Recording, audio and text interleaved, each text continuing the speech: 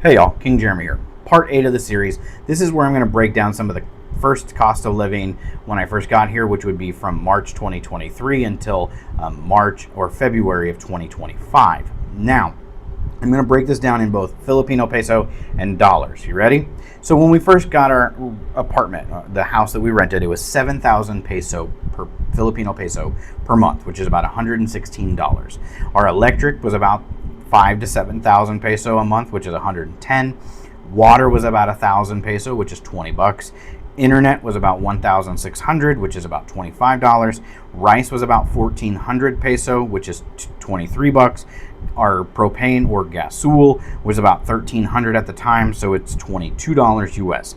Our total before any food, with just for our cost of living there, was about 18,300 peso, or about $305 a month US. Now my salary at the time was about 43,000 peso, which is about $716 a month. So we did have about $400 a month extra for food and for any extras that we could budget. Okay. And like I said, that was from June 2023 until March of 2025 when I did get a new job. Now in February of 2025, we did move into our new rental that we're in now. In that time that I was working with Wing Assistant, I was able to get some incentives and bonuses for like commissions for upselling, retention, all of that. So it did, at some points we were able to have a little bit of extra money each month to be able to save and to buy the things that we needed. Okay. Now the new rental that we bought, or that we're in now, not bought, but that we're in now, which we moved into in February of 2025, our rent went up, so it was, instead of 7,000, it was 12,000. So now it's $200 a month. Our electric is about 10,000 peso a month, which is 166. Our water still about the same, about 1,000 a month, which is $16 ish, $20. Internet has gone up. It's 1,800, which is $30 a month. Rice was 1,500 peso, which is 25 bucks. Gasoil or propane is still about 13 to 1,500, so 22 to $25.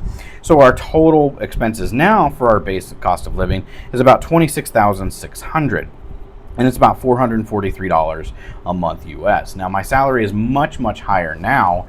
However, of course, it makes it a little bit easier, but we have other expenses that I'm not even including in this because these are our investments for our forever home, our kids' education, savings, credit cards, all of that type of stuff. Okay. Now, when I know there's people out there that want to come to the Philippines, they want to travel, they want to live here for a little while, I'm going to break down some of those things that you need to be able to do to be able to live here in the Philippines, kind of on the legal side, on the immigration side, things of that nature. Okay. I got here in February of 2023. You have to get a tourist visa. It's a free tourist visa for up to 60 days. You can extend it while in through Bureau of Immigration.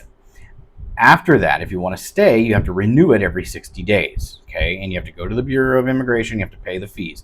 I don't know exactly what the fees are because they do change, so you have to go to your local office and talk to them about that. And you can stay up to 3 years on that single tourist visa that you can keep extending. And then after the 3 years, up to the 3 years after, at that point, you need to exit the country for at least 24 hours or more, and then you're able to come back and get a new tourist visa, do the same thing. There are other avenues, like if you do get married to a Filipina or Filipino, for the ladies that want to get married to the Filipino men, you can do two things. If you just come here and your partner does have a passport, you can leave the country together. You can come back and you can get what's called a balik bayan visa, which is a 1-year visa. No need to pay for anything else, and it's part of it because you're married to a Filipino.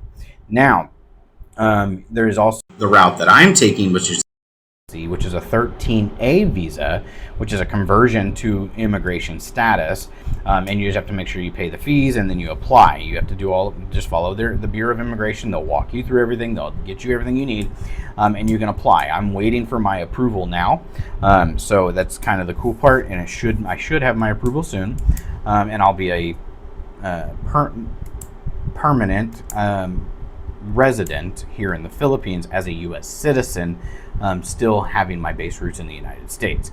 The cool part is there's lots of things that I can do now, having that residency status. If I needed to, I could, apply for different bank accounts or and credit, like home credit or salmon, to be able to buy things that I needed.